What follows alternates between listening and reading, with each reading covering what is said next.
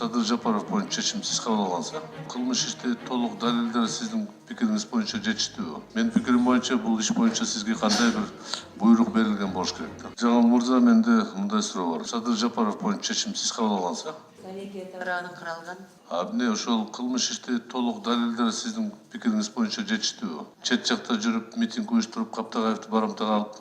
Акыркы ушу каралган иш ушу өзү Садыр Жапаровдун иши каралган.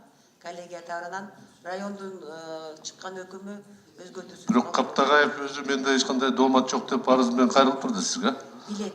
Эмне үчүн аны эске алган жоксуз? Себеби кандай десем, жабырлануучу катары Эмиль Саламатович соттук отурумдарга катышкан. Азыр убакыт өткөндөн кийин, 5 жыл өткөндөн кийин көрүнүп турат, бул жерде саясат жыттанып турат.